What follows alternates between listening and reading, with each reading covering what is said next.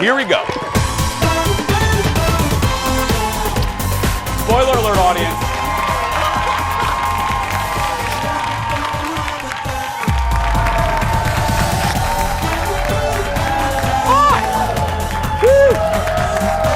Look at your cha-cha earrings. Those are new, right? I've never seen those before. Those new? Hi, everybody. There's what they look like. That is Tuesday morning. Hello, everybody. Hello, Plymouth. Hello, Minnetonka. Hello, South Minneapolis.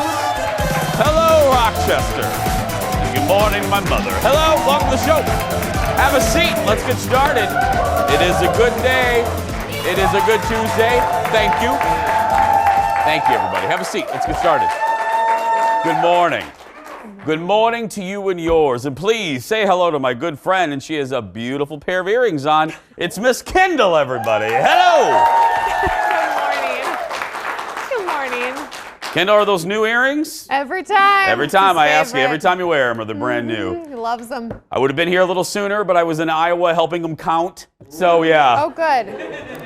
I got to tell you, we don't do politics on this show, so fear not. But people ask sometimes when they come to the show, hey, when I do a Q&A, what's something that people don't know about? I'm actually kind of a political nerd, but I don't use that side of my brain on this show or the other show. But I was watching the coverage last night, and I got to tell you, this is where caucuses scare me to death, because I was watching this guy in his 20s, and he was live. They put him live on. They said, hey, do you mind if we watch Democracy at Work? Mm-hmm. And this guy, we'll just call him Skippy, he's like 17 years old, and he was caucusing for one person. And then his friend was across the way, and he's like, if you come over here and switch to our side, I'll buy you Pizza Hut. And I thought, this is what it's come down to? We're like bartering for pizza for votes. I thought, okay, caucus, maybe we need, because we switched to a primary, and I'm thinking, okay, this may be the last caucus ever, perhaps after last night, but anyway.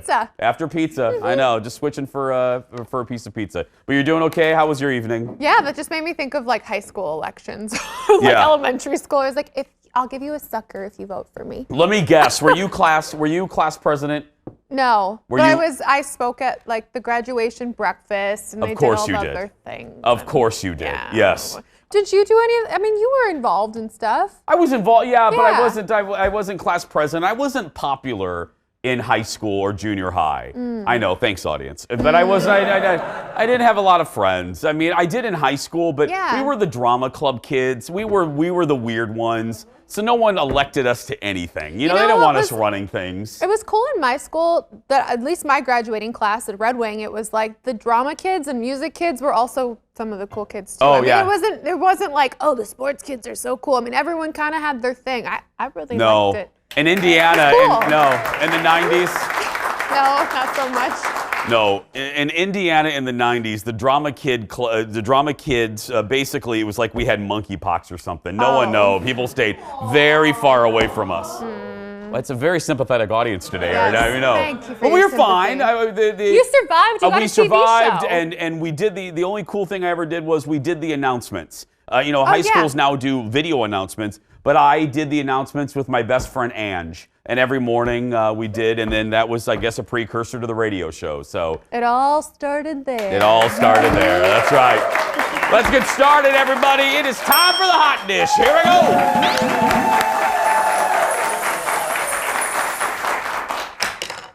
Drama. First up, I know. First up, Hamilton is one of the most successful musicals of all time, and thank you, Aaron, and because, speaking of drama club kids, and because of that, ticket prices to see the production have been sky high. I don't need to tell you this if you saw it when it was here in Minneapolis. Well, Hamilton is now coming to the masses in a new way.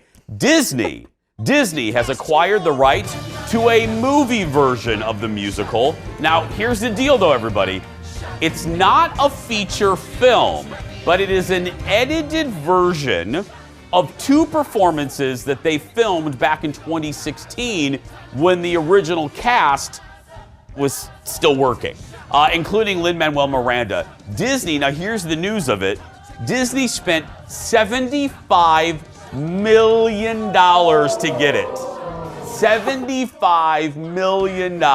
It's going to be out in October of 2021, which is also a little weird. They've spent a lot of money on it, and they made the announcement now, and it's not going to be out for a year and almost 2 years. And it was recorded in 2016. Yeah, and they said this is also what I don't understand. So it's not a movie, like I said. It's not like they did with Les Mis with Russell Crowe. Ugh. But you know, yeah. Don't you dare! I'm sorry, that was horrible. Oh! That was horrible. Aaron and I die. Horrible. I would rather watch two cockroaches play Uno. But you don't like Les Mis. I know. You don't like Les Mis. I don't like Les Mis, but I hated it. I hated it. I would rather see two cockroaches playing Uno though over most things in life because that'd be very entertaining.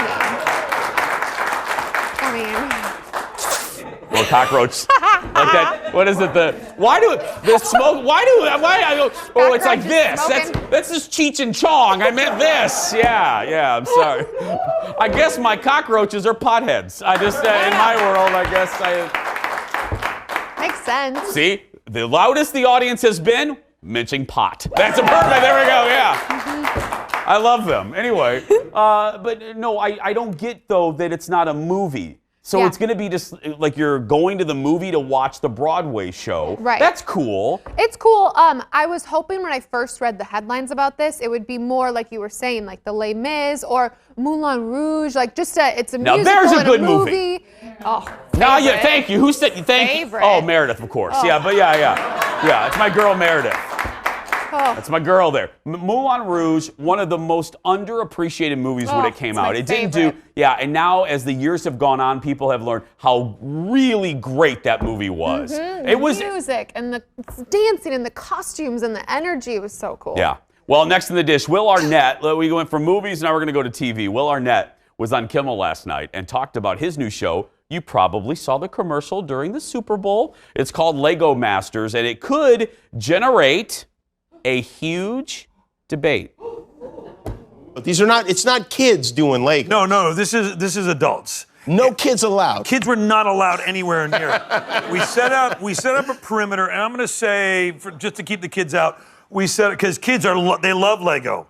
So what we do is we entice them, and then we don't let them in. I see. Torture them. No, but actually it was great because there are no kid contestants on the show, but it was great because my kids came a lot. Which was fun because we have 3 million pieces on set of Lego, and so it's a dream just for an adult. Don't think it's past me that you keep saying Lego instead of Legos. Is that the plural? What's Legos? Is that what they told you? You must refer to it as Lego. Told me. Okay. He didn't answer the question. I think there's something. The little brand expert is yelling at him. Lego Masters debuts on Fox tomorrow. And if you don't know, it's going to feature expert Lego builders. And one by one, they get eliminated. And their creations, after they're eliminated, Will Arnett literally takes like a bat and destroys them. Yeah. Which I don't, why do they need to do that? I mean, just kick it's humiliating enough to be eliminated from Lego Master, but then you're going to destroy the little work of art? Well, we met a Lego Master for one of our shoots when we went to, I did the underwater Lego thing at, Sea Life at the Mall of America, and the guy was like, there's like 10 of us in the country. Like, what? There's 10 of you? But I guess to get to that level. But let's just be clear. We call it Lego. I mean, it's Legos. Were we not allowed to say that? It's just, is it not? Okay. I worked. Is it like mice? It's already plural, or yeah. Well, the couple of Thank you, audience, for that one too. Yeah, like odd jobs before this with some freelance work, and a lot of companies, if you don't say the exact phrase, the exact wording, like girl. Oh, totally. I mean the people that watch over the brand, but that's a good question. Is it Legos? Or have we been saying it wrong? We all wrong. Yeah, I guess. Next in the dish, the drama over Gabrielle Union's exit from America's Got Talent took another crazy turn this weekend. Now, you may remember, late last year, she claimed she experienced racism on the set, but NBC looked the other way, according to her. Then last week, the current host, Terry Crews, chimed in saying what happened to Gabrielle didn't reflect his experience. Well, over the weekend, he tweeted at Gabrielle, I want you to know it was never my intention to invalidate your experience, but that is what I did. I apologize. You are a role model in the entire black community. And in my desire to be professional, neutral as your coworker, I should have at the very least understood that you just needed my support. Yeah. That is incredibly adult and incredibly professional. That's a great statement. Every celebrity should learn how to write an apology email from Terry Crews. That was fantastic. Absolutely, because he apologized. He said, hey, this is how I felt, but you're right. You were right. What I said inadvertently made it sound like I was invalidating you, and you're right. Because just because Terry Crews may or may not be experiencing a glitter and rainbow experience on America's Got Talent doesn't mean that what she experienced isn't valid or didn't happen. Right. I mean, again, it's not NBC's having a rough time with environments like that on a lot of their shows, allegedly. Got to say that. I don't want to be sued today. But anyway, you know what I mean? Not a day for that. So sometimes I say, where there's smoke, there's fire, and you gotta believe her. Anyway, we have a lot more to come. Go get another cup of coffee, and we'll be back right after this. Coming up in just a little bit, late lawsuit. Madonna isn't making any friends on her latest tour. Find out why 2 fans, yes, fans, are suing the pop queen. And then he's our Bachelor talking about The Bachelor. Producer Ted gives us the hits and misses of the mega 3-hour episode. Plus, Peter gets hurt. What? Oh my God! We'll recap when we come back.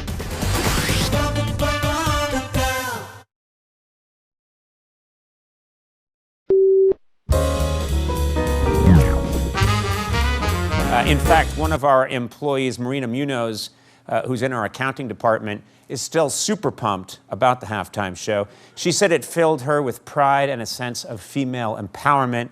And I got to say, it really showed in her work today. Paychecks, dinero, who wants one? There's something for everybody. Okay. Hi, Marina. Marina, do you have the season 11 budget?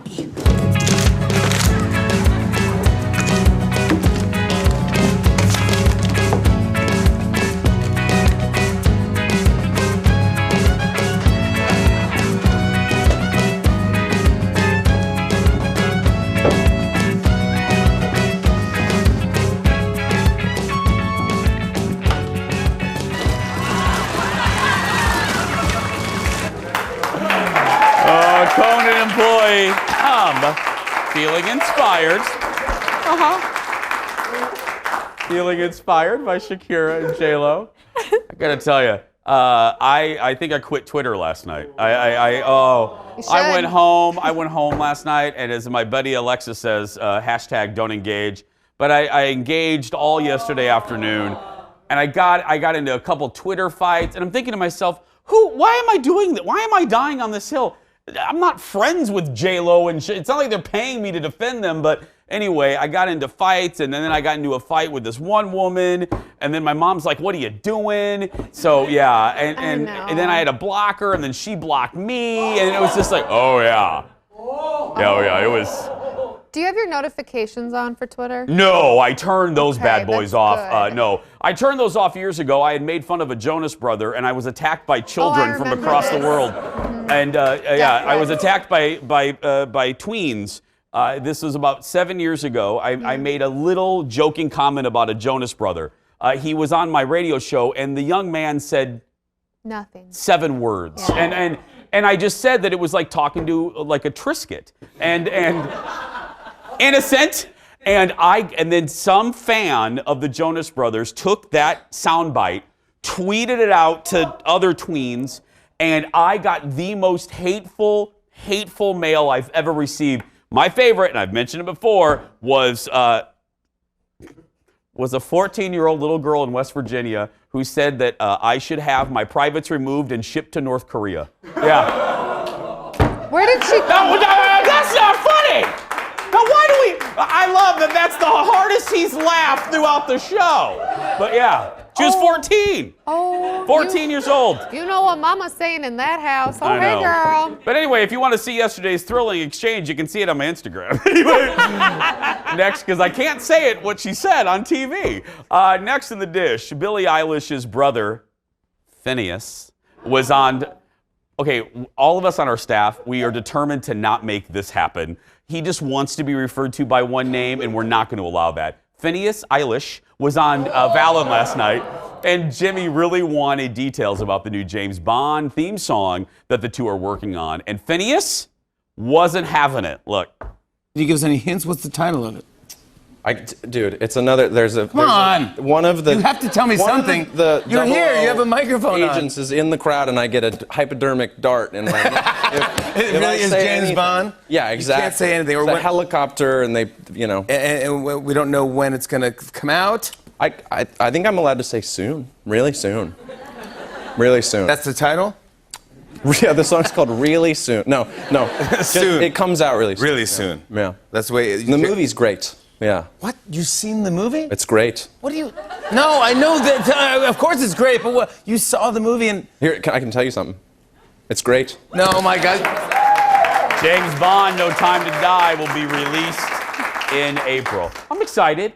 I'm not, I appreciate Billie Eilish. It sounds like I'm an Uber fan, but I'm curious to see what they're going to do with it. Do you like the James Bond movies? Oh, I love them. I know. I thought this is kind of up your alley. It makes sense, though, that they've seen the movie. I feel like to cut a good song for it, they have to have seen the movie. So it was funny to me that he was like, "You've seen the movie?" And he's like, "Well, yeah." And I love that Fallon is acting like he doesn't know how these things work. Right? Yeah, I mean, Jimmy's in entertainment. It's like you know that they have to see the movie in order to write a theme anyway. Next in the dish, some Madonna fans not cutting the singer any slack for showing up late, and I mean late, to her concerts last year in New York. Here's the deal. 2 fans have filed a lawsuit against Madge because they say Madonna's tardiness ruined their night. Ruined it! According to... Thanks, Aaron.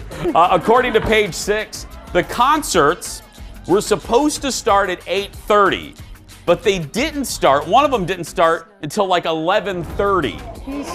And one of the fans said he didn't get home until after 3 a.m.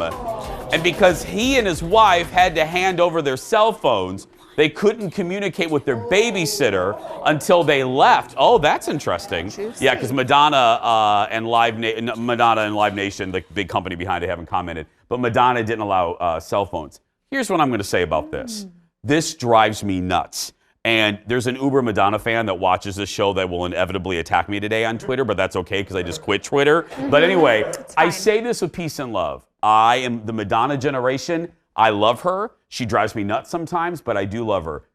Having said that, this is a huge boil on my rear end because if these folks are paying, if all these folks, you pay $300 to see somebody, and they can't have the common courtesy to show up on time, I think that's the height of rudeness. And she always uses the excuse. And I'm sorry, I love that she's a perfectionist, but every time she's confronted with this is usually this is about what she says. Well, we just want to make it perfect. We're practicing. No, I'm happy you want to practice. Get up earlier and practice a little bit. You know what I mean? Nobody else gets to do that. No. Nobody gets to do that. You don't get to just, the NFL, we're just going to run it like the Super Bowl a couple hours late because we're just still getting things ready. What? Yeah, no, you got it. Yeah, you're right. There's orchestras. The orchestras start on time, and that's 8,000 people and 3 French horns. You know what I mean? They all start on time. There's presidential speeches. They got to do the thing. I mean, everybody has to do their thing. Well, sometimes the presidents do this, but yeah. I mean, Billy Boy was late a lot in the 90s. But anyway, but this show, it's, we can't be late. You and I have to be standing here when the little when it comes on, Because it's going to come on. Because that theme song is going to roll whether you and I are out here or not, or then executive producer Jeff's going to have to host the show. But anyway, yeah. It'll be far superior. That's great. No, ma'am, don't clap for that. No, you don't clap for that. No, generally speaking, and I don't know if you have these people in your life, my feeling is when you are habitually late. Now, we're all late for things. I'm late. Photographer Eric knows. I'm late sometimes. But if you are routinely late, what it says to me is you think your time is more valuable than my time. And I don't like that. We just call it, with the person that I know, it's blank time. So like if she's supposed to be there at noon, she's going to be there at 2:15. Well, I used to It's her be. time. Yeah, I had that same thing. I used to be a producer for a news anchor that will go unnamed. Yeah, that was always 20 minutes late to everything. Right. So what I would have to do is I would have to tell person blank that if I needed this person to be somewhere at noon, I would say, hey, we need you there at 11:30. And miraculously, this always person was worked. always on time. Yeah, it is, yeah. The cell phone thing, though, like you said, that is pretty crazy. If you take away people's cell phone and then show up 3 hours late, you don't know what people have going on in their lives. No. Next in the dish, we're learning what Meghan Markle's next gig may be after she and Harry split from the royals. Yeah. What is it? Okay, Jimmy Fallon, you act like you weren't in the meeting. You know what it. Page 6 says she will make appearances on the Canadian reality show I Do. The show is about second weddings and stars her best friend, Jessica Mulrooney. Meghan was divorced before she met Harry. Meghan is reportedly shopping for an agent while she's living in Vancouver because last month she signed a deal with Disney to do some voiceover work. Now, I am totally team Harry and Meghan. I thought I like that he's putting some boundaries. I like that. He saw what happened to his mother. He wants that to not happen to his family, whatever. ... Your first move is to do a tacky reality show. Now you lost me. I'm not into this at all. I hope it's not true. The voiceover work we talked about. That's classy. It was supposed to be a donation to something else. It's a totally different thing. For real, girl, you're going to be on a reality show about weddings? Yeah, called I Do. Yeah. No. I mean, you can do that. That's just a little tack around. Fine, put your voice on a nature documentary about giraffes. That's great. Giraffes That's are fine. excellent. And then donate. But this just seems a little below the stature of those two. I hope she's watching and she doesn't do it. Yeah. What? Oh. Executive producer Jeff just says Meghan Markle watches the Jason Show on YouTube. Hi, Meghan, we love you. But don't do it. Thank you, Doc. Wouldn't that be funny if we got like a comment from the royal account? Now that would be. We couldn't get Oprah to call us back, but we can get the royals. Yeah. Next in the dish, last week we told you about the Mighty Ducks getting a reboot. That film was shot mostly in the Twin Cities, and we're learning that another film with local ties is getting a sequel. Kevin Smith says he's working on a sequel to his 90s cult classic, Mallrats. Yeah. Now, if you don't know, take a good look at the scene right here. Look at the TV right here. The film was shot at Eden Prairie Center, which is basically, for those of you watching us in other cities, that is basically a hop, skip, and a jump from where the Jason Show broadcasts from. It was basically a flop at the box office when it was released, but grown in popularity over the years. Now, he's calling the film Twilight of the Mallrats. And he's also, are they all dying? I mean, I don't know. He also says he's working on a third Clerks film. No word when he may be going into production with either. Kevin Smith, one of my favorite people. He's a fellow nerd, kind man. He's been here several times. Never brings an entourage. It's just Kevin. And he loves Eden Prairie Center. It's been remodeled now. So it's, I love this. Yeah, I love this. I think this was a little bit before my generation. Yeah, it was. It was. Yeah, it was. Yeah, you were watching DuckTales when this was going on. DuckTales was great. I know. That's why I said that. Hey, before we go, two little not so happy notes, but I want to acknowledge it. Speaking of Mallrats, Shannon Doherty was in that movie, and we found out right before we went to air that she made the announcement on ABC that her cancer has come back. So we wish the very best to Shannon Doherty. And then yesterday, late afternoon, we heard the news about Rush Limbaugh saying that he has advanced cancer. And I wish them both the best. As someone that was recently affected by the ravages of cancer, I offer and these words always seem shallow at this time, but I offer you the best and all my love. Still ahead, everybody. I had an encounter. Only on this show would we go from this to this. Still ahead. I had an encounter with a grapefruit this morning. Yep. And I'll tell you why we're talking about it in just a little bit. But next, Peter's search for love takes him to Costa Rica, where a new feud erupts. Producer Ted recaps last night's episode of The Bachelor when we return. Stay with us, everybody. Back after this. A great. It's a rough start to Costa Rica, but... Oh my gosh. Well, what happened? Well, I was doing a little exploring, and I noticed this volcano. So I found a trail to take me up to it, to the top.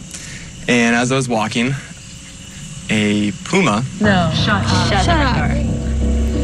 crosses my path. No, you're not. Oh my God. You're kidding. And immediately I just like lock eyes with it.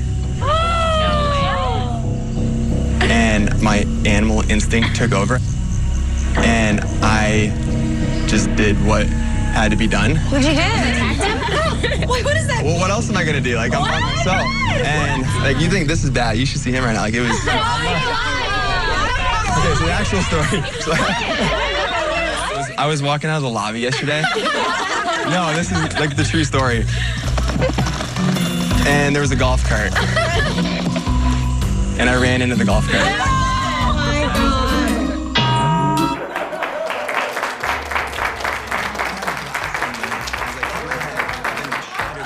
In the head. I can't. Oh my God, a puma! Like, why would you believe that Pilot Peter encountered a puma? Anyway, Pilot Peter encountered a puma. Okay, coming clean about his injury, requiring stitches upon his arrival in Costa Rica, Pilot Pete's search for love continues as he narrows the field and leaves the country. Can he and the ladies get past all the drama? Ladies and gentlemen, once again, it's time for America Loves Ted. Joining us from Bachelor Nation headquarters / our control room, producer Ted. Good morning, Ted. Good morning. You could feel the tension in that story, Ted. That was riveting. I don't know what to think of that. But their reaction to thinking that he encountered and beat up a puma was priceless. Now, Ted, didn't we report on I thought it was a glass that he cut himself on. Remember that story? So yeah, apparently as he went into the golf cart, he had a glass in his hand, and as he encountered the golf cart, the glass somehow was in between and something like that. Okay. Well. Or a puma. Or a puma, yeah. Okay. Now you have an update.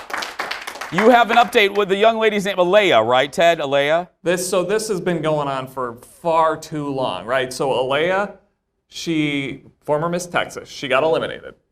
Then she shows up in Cleveland and she's like, I want to clear the air. I want to figure out what happened. Yeah. Well, he was so moved by her coming to Cleveland that he gave her a rose. Okay. Well, then the entire house erupted. All the ladies just couldn't believe that Alea was back. Well, last night, he sent her packing. Oh.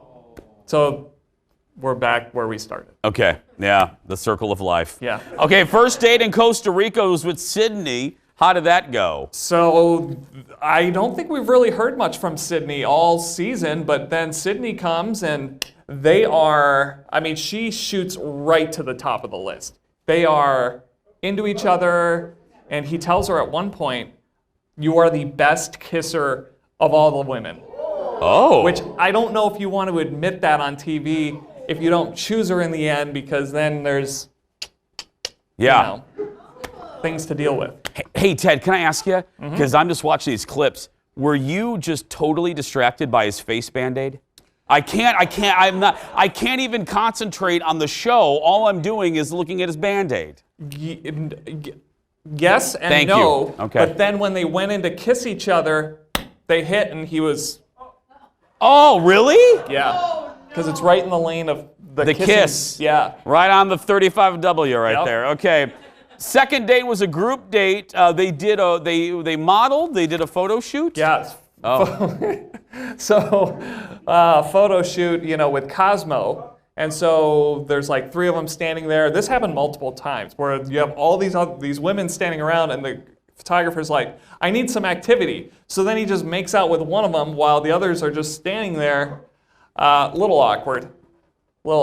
Okay. You know what Go ahead, Ted. I'm sorry. But then the winner of this was supposedly going to be on the cover of Cosmo, and that's not going to happen. Apparently, that got scrapped. Yeah. Oh no, audience. No, seriously. What Ted's alluding to is there's some drama. The woman that's supposed to get the cover, they like dug into her Facebook past, and she was wearing a controversial T-shirt, we should say, and they're got out of it. And one more note, the audience and I was just looking at that video from the waterfall. People had problem with Shakira and J-Lo. Those people were naked last night, basically, in the water. Oh, yeah. Like, the whole, we're going to have a photo shoot in front of the rainforest. You know, let's just do the pool party. Get them in their bikinis. We know what this is about. Exactly. Drama boiled down to two girls. What happened? Oh, this was good. What happened? So we've got Kelsey. We've met Kelsey before. She's Miss Iowa. Well, then there's Tammy, who we don't know where Tammy came from. But anyways, Tammy says to Peter that, well, she's really annoyed that Kelsey just cries all the time. Kelsey cries probably 5 to 6 hours a day. And so she says to Peter, she has a problem with drinking. She has a drinking problem, and she pops pills. Oh, what? Yeah. She admitted this on ABC? Yeah. And without any proof. Like, there's no, she pops, like, we didn't see her popping pills or drinking too much more than any of the other women. But yeah, so then Kelsey does not like that, as probably she shouldn't like that. And the drama just unfolds from there, and Peter, of course, is just like totally overwhelmed by this because he's lost control. He has lost control of the house, and but in the end, Kelsey and Tammy here to stay. Ted, just like I was distracted by Peter's face Band-Aid, can you move a little bit to your left and tell folks, Ted, what's your screensaver there on your computer? This is the Great Gazoo here. And Ted, why do you have the Great Gazoo from the Flintstones as your screensaver? It's a throwback to yesterday's bike show. Yeah, when you in a bike helmet reminded all of us of the Great Gazoo. That's right. We love you, Ted. Don't ever change. Thank you, buddy. Still ahead. Still ahead. It's our brand new segment, I Don't Understand. Some things about grapefruit. What am I talking about? I'll share the details when we come back. Back after this, everybody. I don't understand.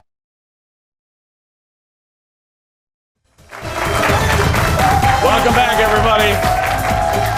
Why are you laughing at me? I have this vision of you like chucking that at I my know. head. I won't throw it. Well, Kendall joins me again. Ladies and gentlemen, it's never easy to admit when you don't understand something. This is a little difficult to admit. I'm 45 and I don't know how to eat a grapefruit. This is a new... Now, I know, audience, don't judge yet, but this is our new segment, I Don't Understand. And this is one of those things, a little life thing that I casually mentioned on the radio, and it erupted on Twitter. Because I'm on this, I'm a couple weeks, I'm decreasing calories, so I've been eating the old grapefruit for breakfast. And I said, we have farmers that have engineered mini watermelons. We have watermelons without seeds. We have engineered everything. Why can't we make a grapefruit that is actually easy to eat and cut into? Because it takes forever, and I don't know how to. Are you afraid I'm going to hit you with this? I'm afraid that you're. Yeah. So there is no easy way. There is no easy way to cut and eat. It takes forever, and I don't know how to do it. I didn't know how to do it, so I YouTubed how to cut into a grapefruit. You go to YouTube for things. I went and some woman named Gloria taught me how to cut the grapefruit. So I'm in the Fox 9 news or cafeteria, and I'm cutting into the grapefruit, and it's not spreading apart. It's a big mess. So I'm not kidding, audience. There's footage available from our security system that I hope never sees the light of day. Nobody was in our cafeteria, and I start to eat it like this, like a hungry orangutan, and I just start chowing down.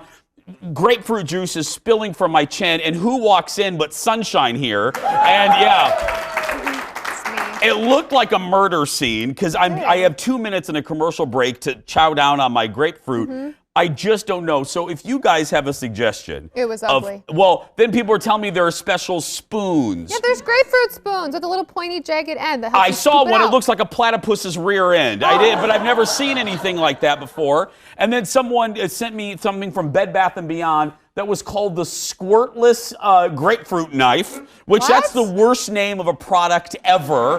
But it's a knife on one side, and then the other side is a spoon that's curved to match the curvature of the fruit. Oh. My point. Thank you, audience. It's at Bed Bath & Way Beyond. But this is so if you guys have an easy suggestion, and then some people told me that you can just go to the store and buy pre-cut fruit, but that's expensive. It's expensive and it's lazy.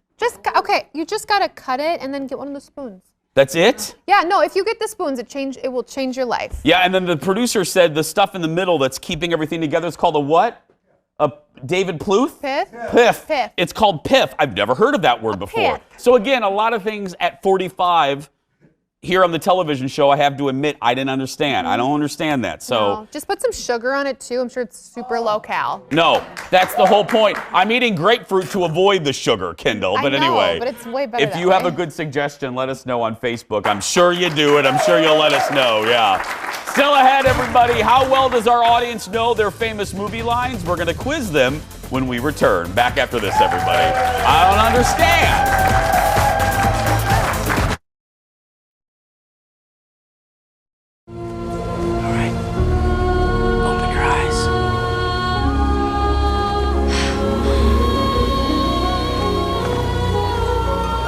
I'm flying. I'm flying, Jack. I'm flying. That's right. And in about 5 short hours, I'll be on a piece of wood I won't share with you. That's right. Who can forget that scene from Titanic? I brought the whole audience down with that. Who can forget that scene from Titanic? 22 years ago today, Titanic was the #1 movie in America, leading up to the Oscars, where it won 11 trophies. Welcome back, everybody. This year's Oscars are happening Sunday night over there on ABC, and the movies are the inspiration for today's game time. Here we go, everybody!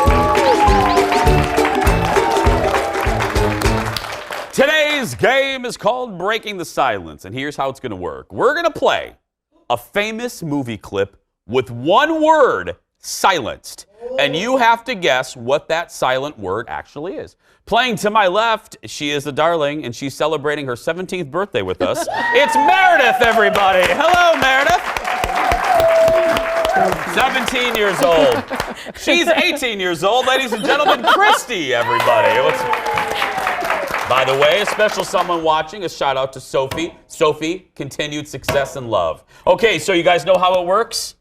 Yes. You got it? Yep. Meredith, you got it? Buzzer, yep. Okay, you paused there. You got no, it? Okay, I okay. got it. Hands above buzzers. So here we go. Director Leo, this is a scene from Titanic, and see if you can guess the missing word.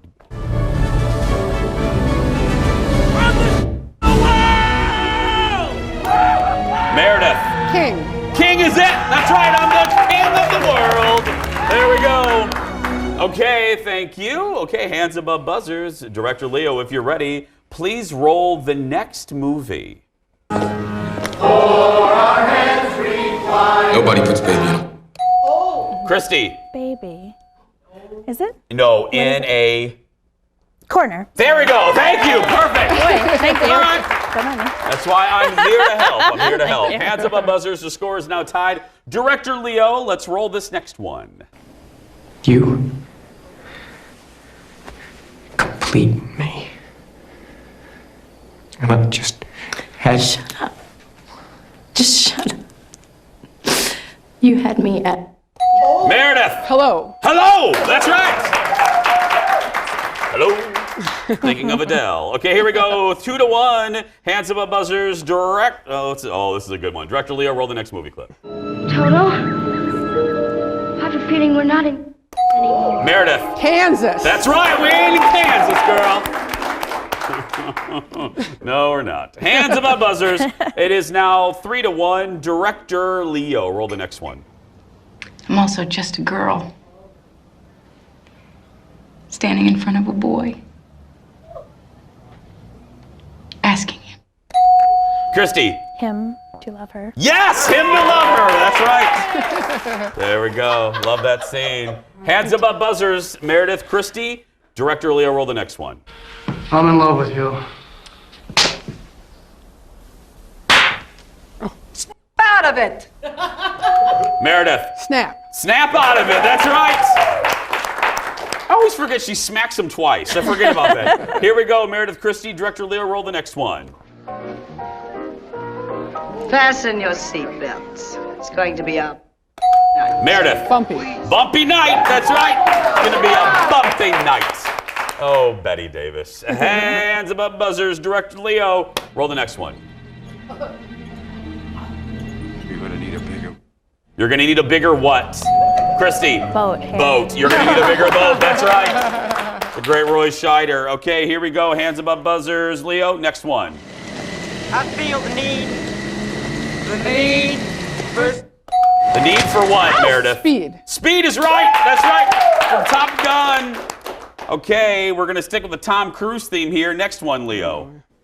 You want answers? I think I'm entitled. You want answers? I want the truth. You can't handle the... Meredith. Truth. That's right. You can't handle the truth. Hands above buzzers. This is our final one. Here we go. He told me enough. He told me you killed him. No. I am your... Christy. Father. Father. That's right. Ladies and gentlemen, let's hear it for our contestants. They're both going home with the beloved Jason Chilwell, valued at $750. We're going to take a break. We're going to wrap things up when we return. Back after this, everybody. Stay with us. Happy birthday, my darling.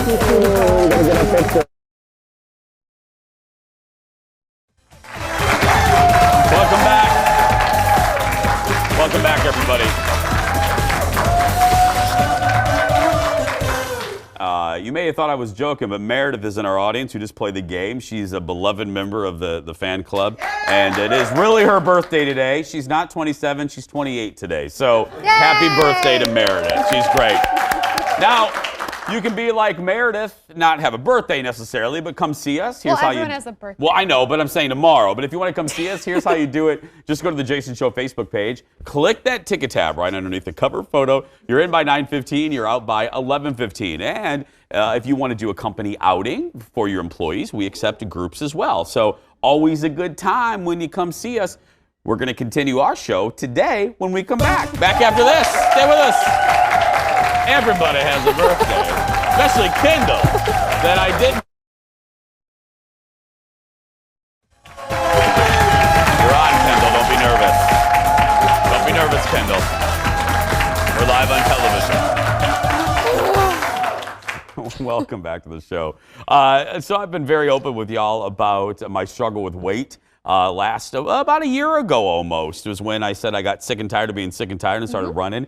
And lost some weight over the year. And then as the new year began, I said, hey, I wanted to step it up a notch. I've never done any type of athletic event ever. I know that will shock no one watching, but yeah. But my best friend and I decided at the beginning of the year that we were going to set a goal. And our goal was to do some type of race. Well, over the weekend, we landed on the race, and we are going to do a half marathon at Disney World. Insert your joke there. We are going to do, it's part of the Run Disney program, and we are going to do, and here's where the audience is really going to laugh, because, you know, Disney World does all types of runs. We have decided to do the Princess 5K. That's it. That's right. I found it highly appropriate, as did my best friend Jen. Now this year's is actually happening in about 12 days, so we have a year to train. Yeah. Oh, I was like, are you leaving for this? Yeah, Kendall, I'm leaving in 12 days to run a race that I haven't trained for. But no, so we're going to sign up for next year, so we have a full year to train. And I'm really excited. I've never had a goal like this, you know, so we're signing up. And yeah, it's Run Disney is it's fantastic. And they have like 5 or 6 different races. Oh, cool. So yeah, full half marathon we're going to do. So, well, yeah, and we're going to dress up. That's like in 12 days? No. So now I just got to figure out what princess I'm going to dress up as I'm running. Yeah. Thinking maybe a little Rapunzel. I was going to say, where are you leaning? I'm leaning a little Cinderella. You know what I mean? I don't know. I'm just kidding. I'm not dressing up. The little like fairy team like I don't know. It'd be funny. Yeah, I have my own wings. I'm fine with that one. Tomorrow on the show, the Blue Man Group will join us to talk about their production at the Orpheum, so do not miss that. And for those of you that saw the tease that we were going to have that incredible duck on, we hope to reschedule the duck. And I can't believe I said that on television. That's going to do it for us. If you're watching and you're a kid that's being bullied, you go out there and be yourself, because nobody can tell you you're doing it wrong. Have a great day, everybody. Thanks for watching. We'll see you tomorrow.